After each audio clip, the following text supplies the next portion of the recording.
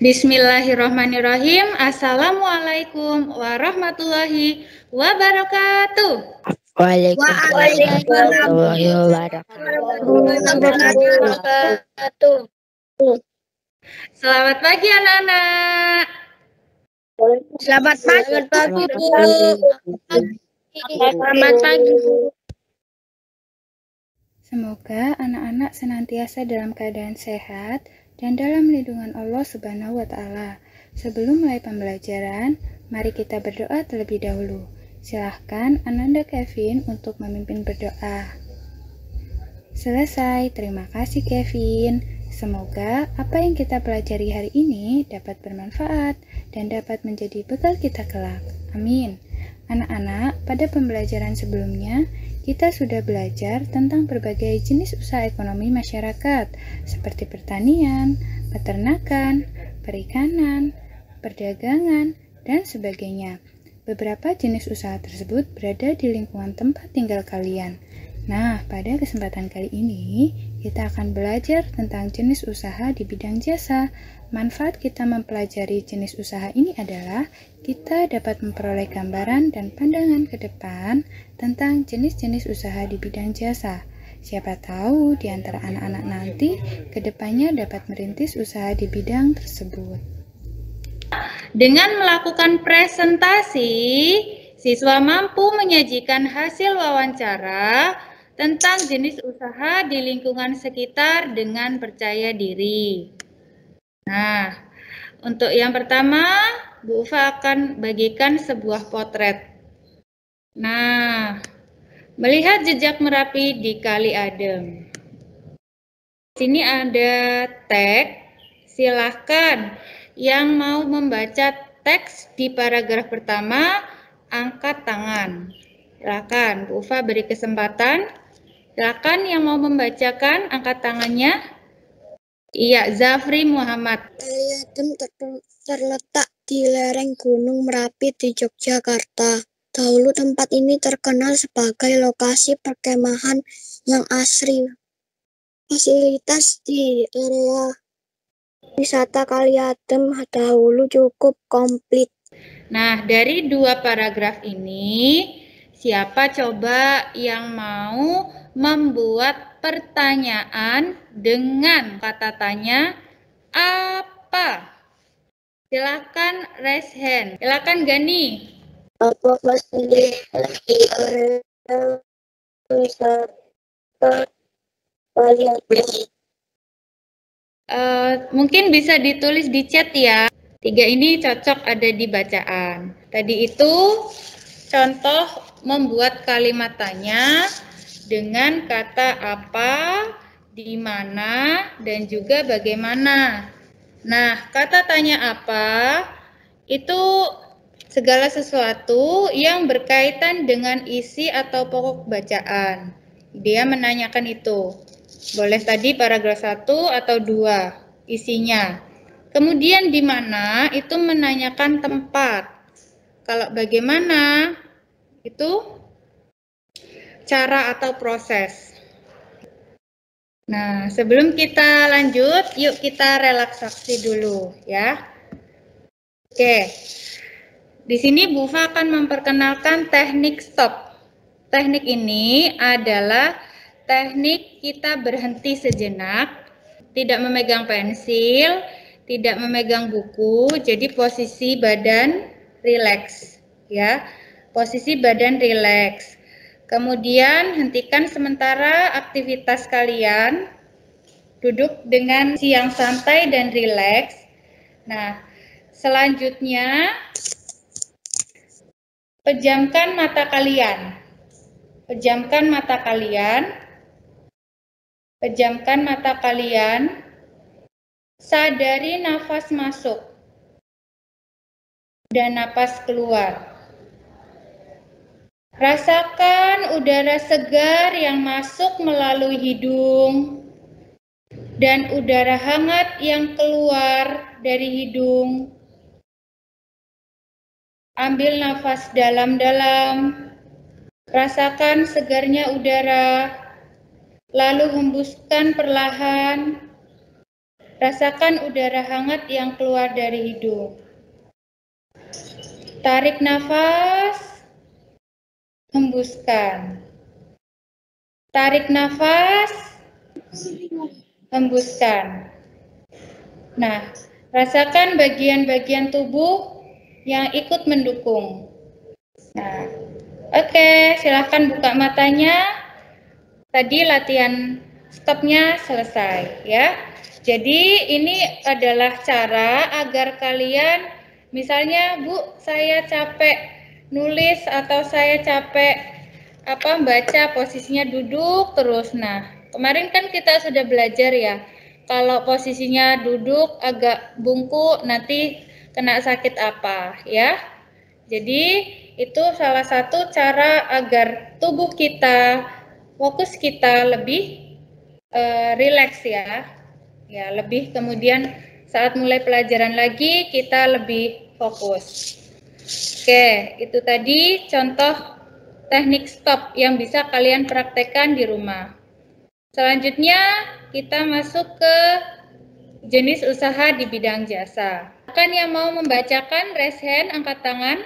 Oke, Bu Ufa lihat nih yang sudah raise hand. Oke, Kaila Ataya, silahkan. Usaha-usaha di bidang jasa pariwisata antara lain sebagai berikut. 1. Pengelola jasa penginapan, misalnya hotel, motel, wisma, dan losmen. Nomor 2. Usaha penjualan barang cenderamata atau souvenir.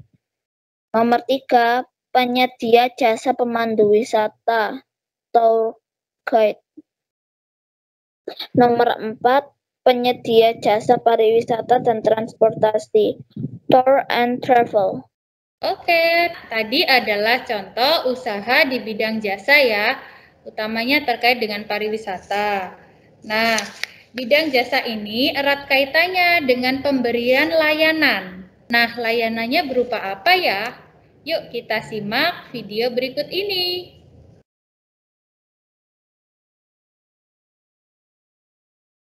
Jenis usaha di bidang jasa. Nah, di bidang jasa, usaha yang berkaitan dengan bentuk pemberian layanan kepada konsumen. Apa yang dijual? Usaha yang dijual, tenaga, keahlian. Usaha di bidang jasa. Silakan Resen, boleh. Dava, silakan Dava. Guru, Ya. Bu. Guru, betul. Dokter, guru, terus siapa lagi? Kela Ataya, silakan. Polisi, Bu. Polisi, betul. Oke, selanjutnya. Faren, silakan Faren. Tentara, Bu. Tentara. Nah, tiba saatnya untuk produk karya siswa. Karyanya bagus-bagus, Bu Fa sampai bingung milihnya, ya. Nah, karena banyak sekali yang masuk di Teams dan tidak bisa ditampilkan semua, Bu Fa nanti akan perlihatkan salah satu contoh dari milik kalian atau teman kalian. Berikut ini adalah produk laporan hasil wawancara dari beberapa siswa kelas 5. Nah, ada yang bentuknya rekaman suara. Halo Bunda, boleh tanya jenis usaha apa yang Bunda lakukan? Perdagangan. Boleh diceritakan berdagang apa dan bagaimana Bunda memulai usaha ini? Perdagangannya yaitu jualan snack dan juga makanan kayak ayam geprek. Awal mula Bunda mulai jualan seperti ini dikarenakan PPKM yang mengakibatkan Bunda harus dirumahkan dan tidak berpenghasilan. Makanya berjualan jalan satu-satunya untuk menafkahi sehari-hari. Oke Bunda, terima kasih atas wawancaranya. Pak, perkenalkan nama saya Zivana Aisyah Nindya. Saya kelas 5B. Hari ini saya akan mewawancarai Bapak. Tolong perkenalkan nama Bapak siapa dan Bapak bekerja sebagai apa? Perkenalkan, nama saya Budi. Saya bekerja di bandara. Apa yang Bapak kerjakan di bandara? Kerja saya adalah sebagai passenger handling untuk penumpang maskapai. Kapan kita melaporkan tiket tersebut ke petugas bandara? Tiket tersebut dilaporkan 2 jam sebelum keberangkatan. Bagaimana alur atau tahapan yang harus dilalui mulai dari membeli tiket sampai masuk ke dalam pesawat? Alurnya adalah kita habis membeli tiket, kita terus melaporkan ke petugas jaga kesehatan, terus buka karantina kesehatan KKP untuk pengecekan dokumen kesehatan, terus dicek sama identitasnya oleh petugas angkasa Angkasa terus kita melaporkan ke petugas airline, check-in counter, kita mendapatkan boarding pass. Habis itu kita setelah dapat boarding pass, kita masuk ke boarding room atau boarding gate. Nanti ketika habis itu boarding, kita baru masuk ke dalam pesawat. Oke Pak, terima kasih untuk wawancaranya. Ya, sama-sama. Tadi yang tampil siapa dalam video? Zizi, Bu. Zizi, Bu. Zizi sama siapa di situ ya? Sama ayah. Oh, sama ayahnya. Ayahnya kerja di mana? Di bandara. Di bandara. Nah, ayahnya Zizi itu termasuk usaha dalam bidang apa? Jasa, Bu. Jasa, pintar ya. Ya. Sekarang kita melihat laporan hasil wawancara. Ini milik siapa ya? Habib Al-Ali. Al-Ali. Ya, silahkan Al-Ali membacakan hasil wawancaranya. Assalamualaikum warahmatullahi wabarakatuh. Perkenalkan, nama saya Habib Al-Ali. Sumber adalah Bapak Husaini. Jenis usaha yang dilakukan adalah perdagangan. Usaha yang dilakukan adalah penjual peralatan sekolah, buku agama, dan seragam sekolah. Keadaan usaha sekarang sangat sepi karena pandemi. Laporan perdagangan peralatan sekolah, buku agama, seragam sekolah. Keadaan sekarang sangat sepi, tidak ada pandemi karena COVID-19. Terima kasih. Terima kasih Al-Ali. Anak-anak tadi setelah melihat kemudian mendengarkan laporan hasil wawancara milik Al-Ali bersama narasumber Pak Husaini, bagaimana perasaan kalian jika kalian ada di posisi Pak Husaini ini? Sedih, Bu, sedih. Nah, kita akan melakukan kegiatan role play. Kegiatan ini adalah kegiatan bermain peran. Pilihlah salah satu temanmu, bagilah tugas sebagai pewawancara atau narasumber, kemudian lakukan wawancara dengan temanmu. Selama 2 siswa bertugas, siswa yang lain menyimak. Rafif Ali nanti jadi narasumbernya ya. Namanya Pak Yasin. Ya, Pak Yasin. Oke, Gani menjadi Gani sendiri ya. Ya. Silakan dibuka Gani sama Al-Ali. Oke, silakan bermain peran. Wawancara pedagang bakso. Wawancara Gani, narasumber Pak Yasin. Misi Pak, maaf mengganggu waktunya sebentar. Iya, ada apa? Perkenalkan, nama saya Gani dari saya ingin melakukan wawancara. Iya, boleh saja. Langsung boleh saja ya, Pak. Apa Bapak sudah berjualan bakso? Sudah. Berapa Bapak berjualan bakso? 10 tahun. Kalau boleh tahu keuntungan per harinya berapa? 300.000 sampai 600.000. Jenisnya bakso apa yang Bapak buat? Jenis Bakso yang Bapak buat apa saja? Pentol halus, pentol kasar, dan pentol puyuh. Satu porsi berapa, Pak? 5.000. Terima kasih, Pak. Karena sudah kenal kami wawancarai. Assalamualaikum. Sama-sama. Waalaikumsalam. Ya, anak-anak tadi adalah permainan peran Gani dan juga Al-Ali.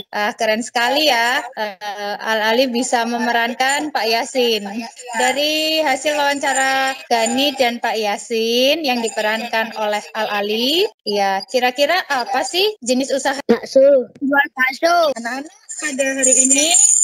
Kita simpulkan ya pembelajaran yang telah kita lakukan. Kita belajar apa saja tadi? Membuat kalimat tanya. Membuat kalimat tanya, betul sekali. Kemudian bidang jasa, betul sekali.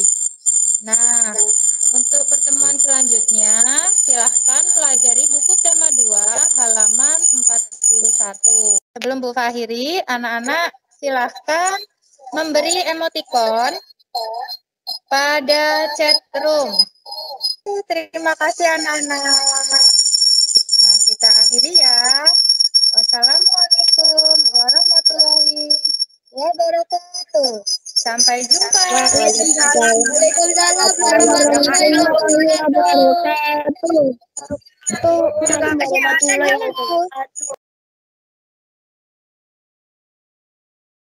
Assalamualaikum warahmatullahi wabarakatuh. Pada kesempatan kali ini, saya akan menyampaikan refleksi terhadap pembelajaran. Yang pertama, selama merencanakan RPP pembelajaran sosial emosional dengan memasukkan teknik berdiferensiasi, saya merasa senang dan tertantang untuk membuat RPP. Melalui RPP tersebut, saya dapat merancang apa yang nantinya akan saya sampaikan kepada siswa dengan melihat kebutuhan belajar mereka, baik itu sesuai konten, proses berdasarkan gaya belajarnya, maupun produk berdasarkan minat murid. Dalam RPP tersebut, saya juga menyisipkan teknik stop untuk melatih siswa lebih fokus dalam mempelajari materi. Membaca laporan wawancara untuk melatih keterampilan berempati, serta bermain peran atau role playing untuk melatih keterampilan berhubungan sosial. Kemudian, setelah saya melaksanakan pembelajaran sosial emosional dengan memasukkan pembelajaran berdiferensiasi di dalamnya, siswa merasa senang karena mereka dapat belajar sesuai minat dan gaya belajar mereka.